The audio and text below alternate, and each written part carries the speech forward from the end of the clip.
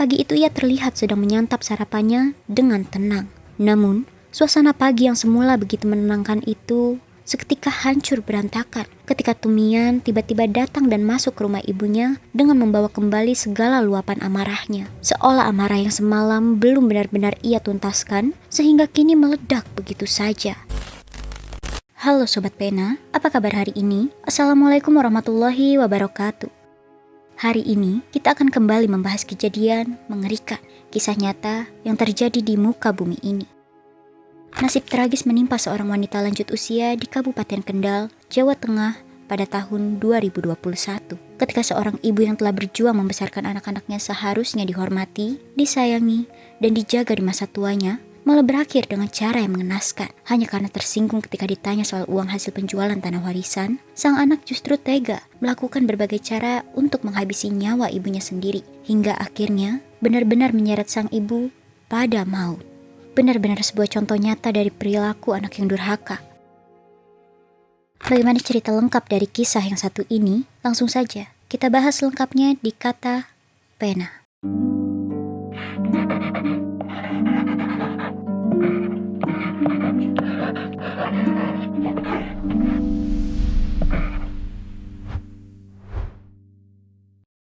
Polisi menangkap pelaku pembunuhan yang terjadi di Desa Korowelang Anyar, Kendal pada Desember 2021.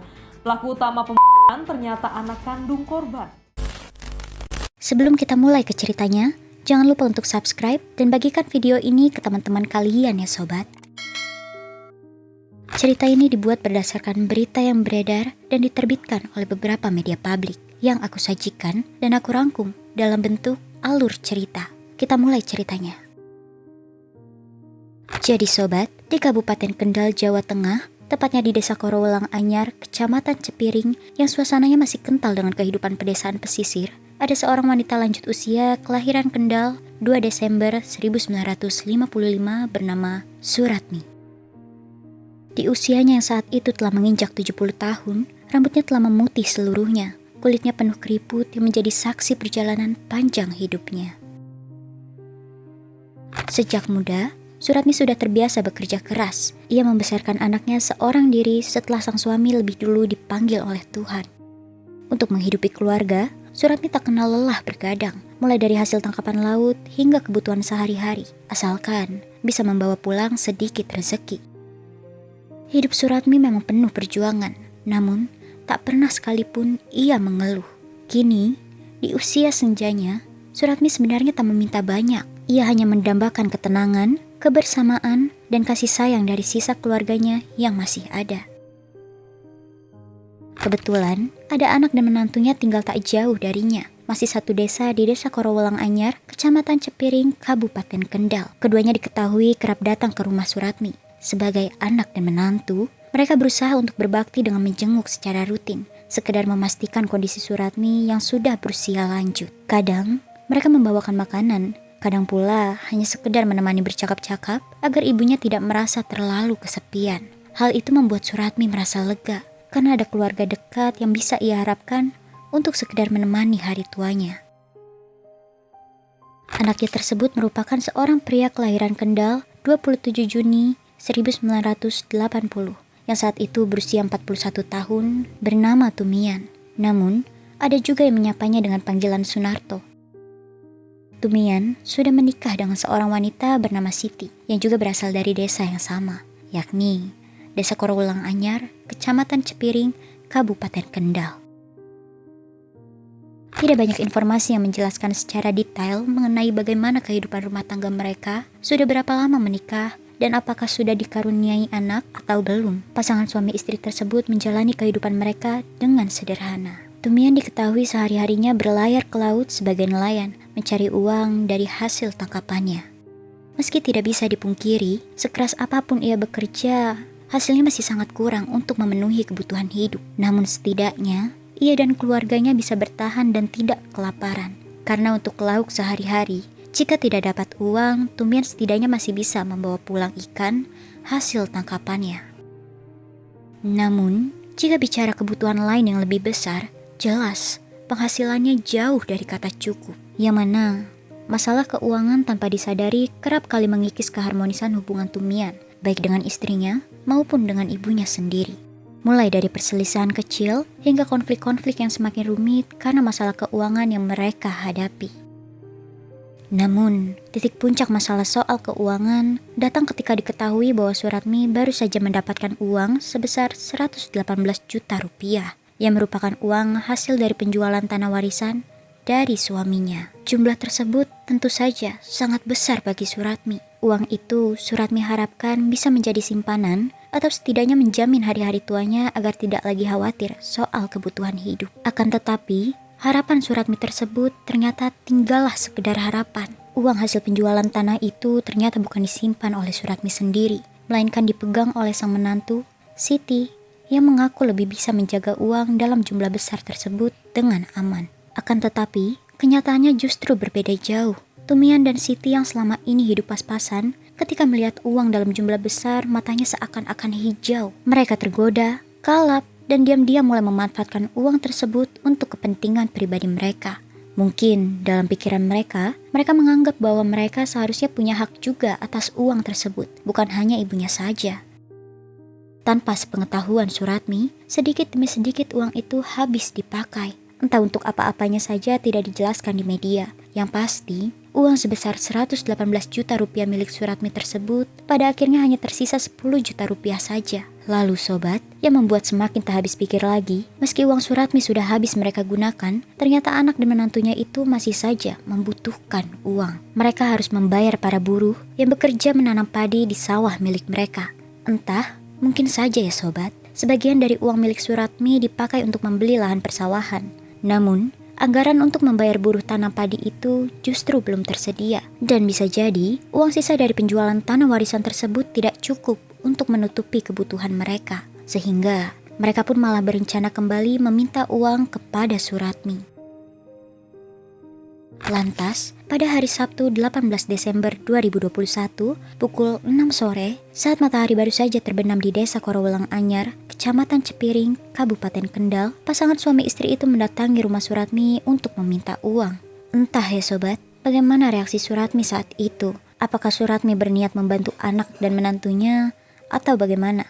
Namun yang jelas, karena pembahasan soal uang untuk pembayaran upah buruh tanam padi tersebut, Suratmi mulai membahas soal uangnya dari jual tanah warisan yang ada pada Siti. Kendati demikian, karena sudah terlanjur habis, Tumian dan istrinya pun berusaha menyembunyikan kenyataan tersebut kepada Suratmi. Meski begitu, Suratmi, sang pemilik uang tentunya seolah punya naluri untuk memastikan uangnya tetap aman. Lagi pula, wajar saja, karena memang uang itu adalah hak Suratmi sendiri, bukannya semata-mata karena Suratmi tidak percaya dengan menantunya itu. Tetapi, di sisi lain, karena uang milik Suratmi sudah tinggal tersisa 10 juta rupiah saja, Siti yang ditanya langsung panik bukan main. Ia bingung harus menjawab apa. Begitu juga dengan Tumian, suaminya. Keduanya sama-sama tahu bahwa uang itu sudah terpakai. Akan tetapi, mereka juga tidak ingin jika kedok mereka yang diam-diam menghabiskan uang sang ibu ketahuan. Sehingga, mereka memilih untuk menyembunyikan kenyataan yang sebenarnya. Mereka pun terus berbohong, melontarkan berbagai alasan agar Suratmi percaya. Walau begitu, entah mengapa, Suratmi punya firasat kuat jika anak dan menantunya ini berbohong. Apalagi, mereka tidak berani menunjukkan bukti dari kebohongan mereka. Suratmi pun terus menyecar anak dan menantunya. Baginya, uang tersebut jelas masih haknya. Apalagi, ia masih hidup. Jadi, tentu bukan hak anak maupun menantunya untuk seenaknya menghabiskan uang itu tanpa izin darinya. Perdebatan saat itu pun sempat memanas. Meski akhirnya suasananya mulai sedikit mereda ketika Tumian dan Siti memutuskan untuk pulang ke rumah, namun ternyata bara amarah itu tidak benar-benar padam. Masih tertinggal rasa kesal dan sakit hati yang kian mendidih di hati Tumian. Tumian merasa terusik, merasa terpojok oleh desakan ibunya sendiri terkait uang 118 juta rupiah yang sudah habis mereka gunakan. Hingga tanpa sadar, amarah itu tumbuh menjadi dendam. Kemarahan Tumian perlahan membutakan akal sehatnya. Di kepalanya mulai muncul pikiran gelap bahwa mungkin dengan menghabisi ibunya sendiri, maka tidak akan ada lagi orang yang menagih uang yang sudah mereka habiskan itu.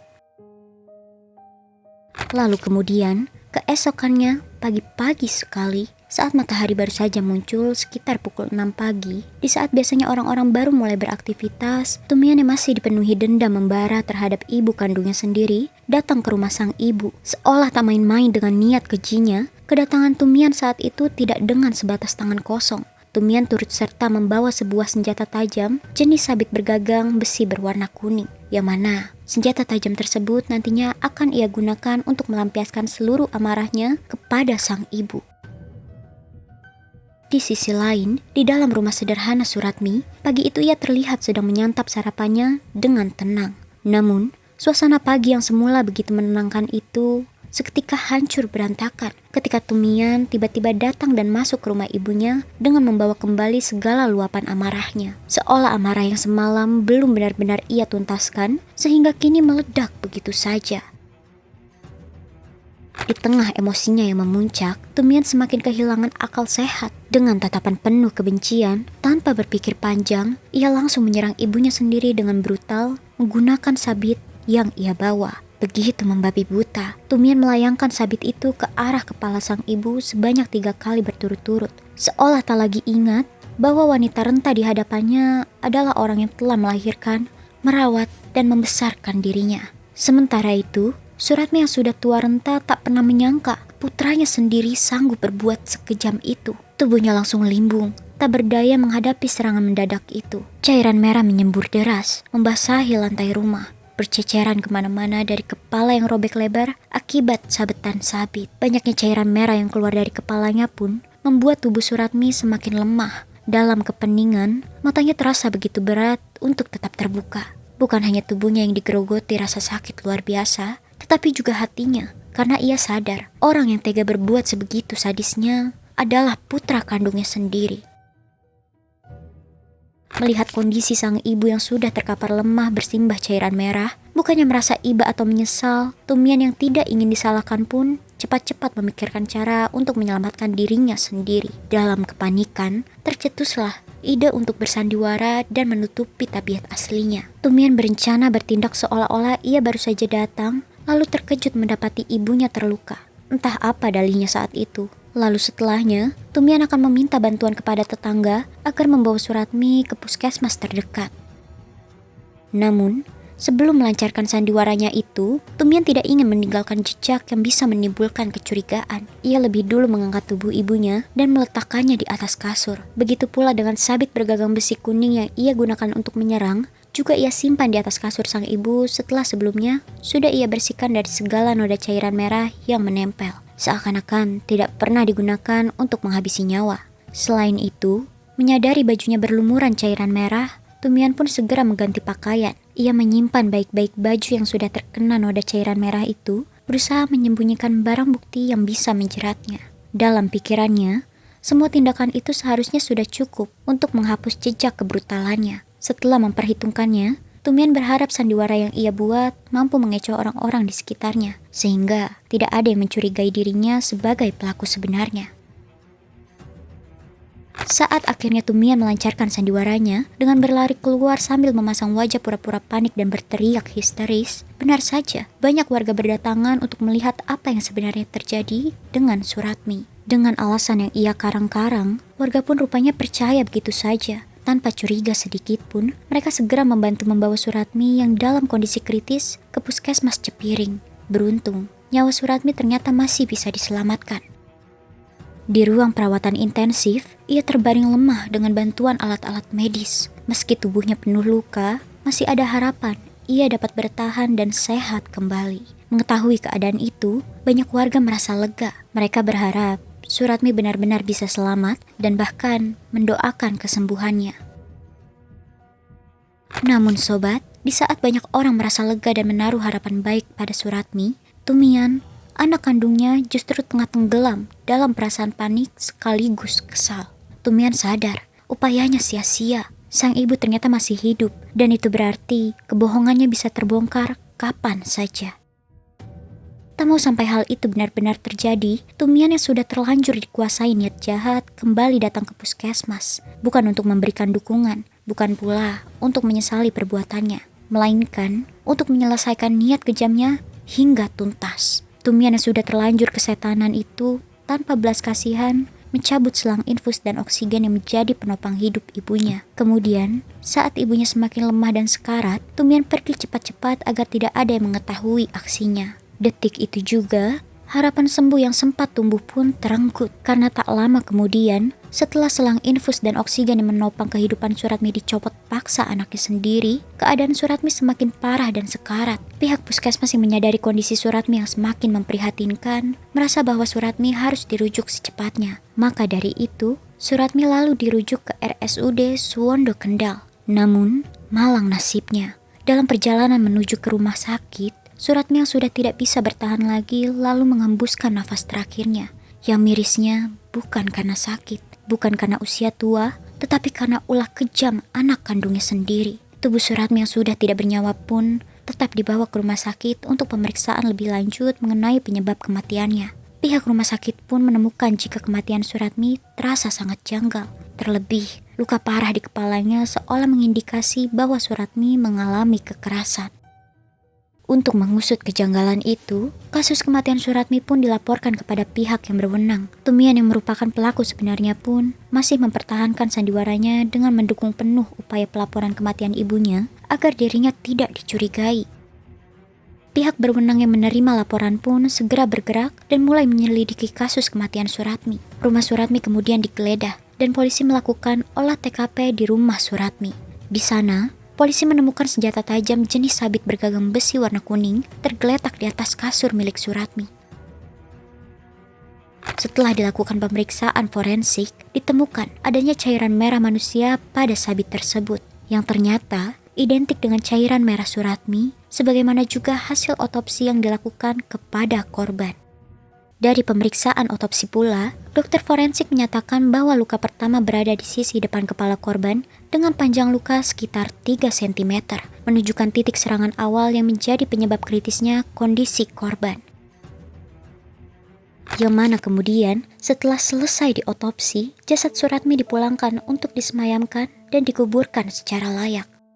Duka atas kematian Suratmi pun dirasakan oleh warga desa yang tidak menyangka jika Suratmi yang biasanya selalu ada di antara mereka kini sudah pergi selamanya. Sementara itu, Tumian berpura-pura seolah menjadi pihak yang paling bersedih dan kehilangan. Kepada warga, Tumian koar-koar seolah sangat yakin bahwa ibunya adalah korban kejahatan orang lain. Lalu, menyebarkan narasi palsu untuk mengalihkan perhatian. Namun sobat, mengenai keterlibatan istri dari Tumian, tidak dijelaskan di media apakah istrinya mengetahui rencana keji suaminya atau memang dirinya hanya sebatas ikut menghabiskan uang Suratmi yang menjadi sumber permasalahan dari kasus pemilukan yang menimpa Suratmi. Untuk mengungkap kasus tersebut, polisi melakukan penyelidikan lebih mendalam. Namun, rupanya mengungkap kasus kematian Suratmi tidaklah mudah karena minimnya saksi dan alat bukti di lokasi kejadian, sehingga perlu waktu berbulan-bulan untuk mengusut kasus tersebut. Setidaknya, polisi telah memeriksa 26 saksi termasuk Tumian yang masih pintar menyembunyikan kekejian di balik wajah kesedihan atas kematian ibunya. Hingga kemudian, polisi akhirnya menemukan bukti penting yang dapat mengungkap siapa pelaku yang sebenarnya. Polisi menemukan rekaman CCTV yang merekam aksi Tumian yang sengaja mencabut selang infus dan oksigen milik Suratmi. Temuan ini menjadi bukti kuat bahwa kematian Suratmi melainkan karena tindakan kekerasan yang disengaja. Dan ternyata pelakunya tak lain adalah anak korban sendiri. Polisi pun kemudian melakukan penggeledahan di rumah Tumian.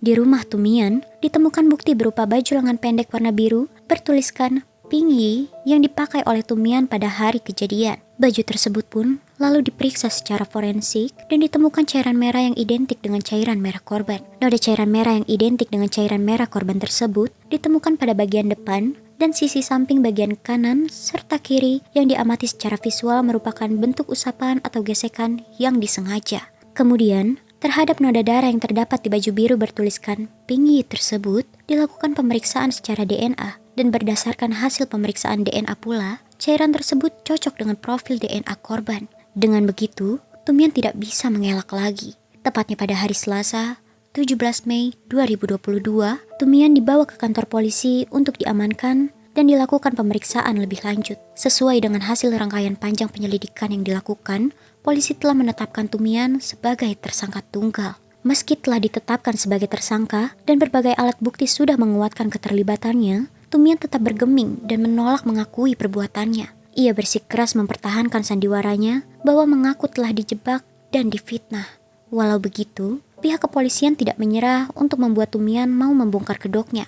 Selain itu, dengan dibantu dengan keterangan saksi-saksi, terungkaplah bahwa kematian Suratmi dilatar belakangi oleh konflik seputar uang hasil penjualan tanah yang digunakan secara diam-diam oleh Tumian dan istrinya.